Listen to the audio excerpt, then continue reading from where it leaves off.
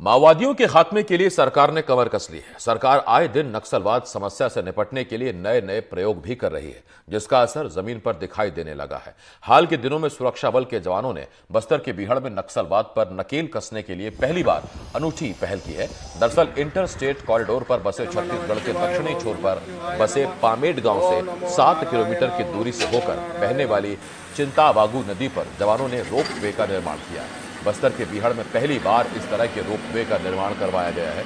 इस रोपवे के निर्माण की असल वजह क्या है, बीजापुर से हमारे संवाददाता मुकेश चंद्राकर की खास रिपोर्ट देखिए। दक्षिण बस्तर के अंदरूनी वो इलाके जहां माओवादियों का प्रभाव क्षेत्र बहुत ज़्यादा है, जहां माओवादी अपनी समानांतर सरकार चला पाने में कामयाब हो पा रहे थे, उन इलाकों में कैंप स्थापित करके सड़क और पुल पुलियों का निर्माण कार्य करवाया जा रहा है और माओवादियों के आधार इलाके को ध्वस्त करने में सुरक्षा बल के जवान काफ़ी हद तक कामयाब हो पा रहे हैं। ऐसा ही एक मामला है।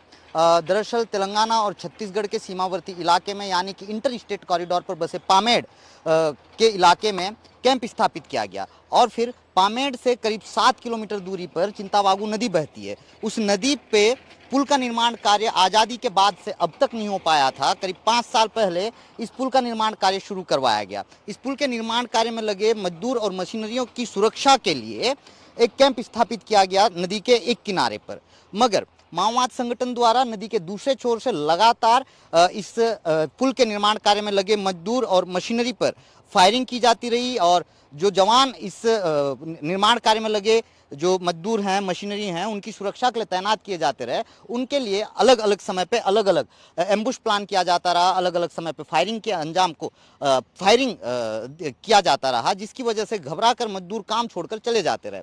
इसके बाद सुरक्षा बल के जवानों का एक कैंप और नदी के ठीक उस पार स्थापित किया गया। दिखा दीजिएगा। स्थापित किया गया इस पुल के निर्माण कार्य के पूरा होने से ठीक पहले पहले।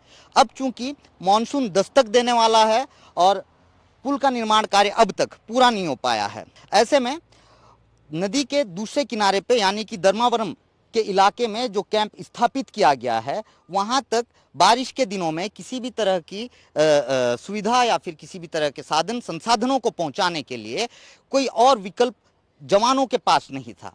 ऐसे में सुरक्षा बल के जवानों द्वारा यहाँ पे एक रोपवे का निर्माण करवाया गया। जैसी जानकारी सुरक्षा बल के जवानों द्वारा दी जा रही है वो ये है कि इस रोपवे के निर्माण के लिए आईटीबीपी के 25 इंजीनियर्स तैनात किए गए थे और करीब 33 दिनों तक इस रोपवे का निर्माण कार्य चलता रहा और 33 दिनों में इस रोपवे का निर्माण कार्य पूरा हो गया। आपको बता दें कि चिंतावागू नदी जिस पे इस रोपवे का निर्माण कार्य करवाया गया, इस नदी के ठीक उस पार माओवादी अपनी समानांतर सरकार चलाते आए हैं। माओवादियों के कंपनी नंबर 1 के साथ अलग अलग जो कमिटीज़ हैं, नक्सलियों के कैडर हैं, वो काफ़ी सक्रिय हैं। करीब 50 से 60 वर्ग किलोमीटर के इस इलाके में बड़े जो नक्सल लीडर्स हैं उनकी मौजूदगी रहती है। तेलंगाना स्टेट कमेटी के साथ Jagargunda area committee, Pamed area committee और साथ ही पश्चिम बस्तर डिवीजन कमेटी, दक्षिण बस्तर डिवीजन कमेटी के बड़े नक्सल लीडर्स अक्सर मौजूद रहते हैं और इस इलाके को माओवाद संगठन द्वारा अपना सुरक्षित पनाहगाह बनाया गया है।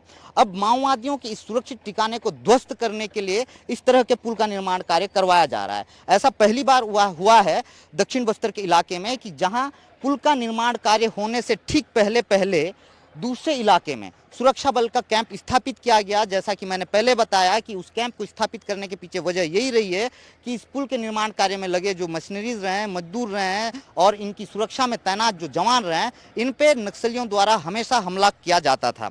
16 जनवरी 2024 को माओवाद संगठन द्वारा सुरक्षा बल के जवानों द्वारा स्थापित किए गए उस कैंप पे एक बड़ा नक्सल अटैक किया गया था। करीब 12 घंटे तक जो है नक्सलियों द्वारा उस कैंप पे हमला किया जाता रहा।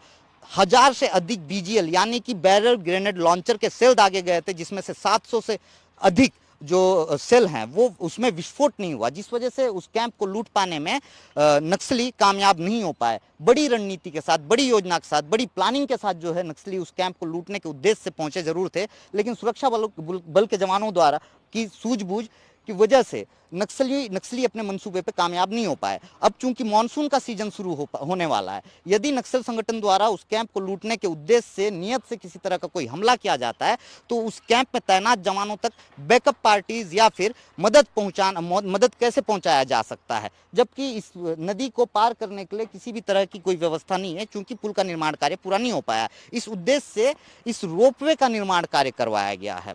इस रोपवे में करीब 4 से 5 सदस्य एक बार में सवार होकर नदी के एक किनारे से दूसरे किनारे तक पहुंच सकते हैं, और साथ ही यदि नक्सली किसी तरह का कोई हमला करते हैं उस कैंप पे तो वहां तक मदद पहुंचाने में ये रोपवे काफी मददगार साबित होगा। इसके साथ ही नदी के उस पार बसे करीब 55 गांव के हजारों जो आदिवासी हैं वो मानसून के सीजन में उफनते इस नदी को पार नहीं कर पाते थे, किसी तरह की कोई इमरजेंसी हो तो अब उन ग्रामीणों के लिए भी ये रोपवे काफी मददगार साबित होगा। इसी उद्देश्य से इस रोपवे का निर्माण कार्य करवाया गया। बस्तर में इस तरह का पहला प्रयोग सुरक्षा बल के जवानों द्वारा किया गया है और एनडीटीवी की टीम ग्राउंड पर पहुंची उस रोपवे को दिखाने के लिए, जिस रोपवे के माध्यम से सुरक्षा बल के जवानों तक मदद पहुंचाया भी जा सकता है। इसके साथ ही उस नदी के उस पार बसे 55 से अधिक जो गांव हैं, हजारों जो बासिंदे हैं, निवासरत रहते हैं, जो सरकार की बुनियादी सुविधाओं से बेहद दूर आदिम युग की जिंदगी जीने को मजबूर हैं, उन तक भी मदद पहुंचाने में ये रोपवे काफी मददगार साबित होगा। बहरहाल देखना यह होगा कि बारिश के दिनों में इस रोपवे का इस्तेमाल किस तरह से सुरक्षा बल के जवान कर पाने में कामयाब हो पाते हैं। एनडीटीवी के लिए मुकेश चंद्राकर की रिपोर्ट, पामेड़।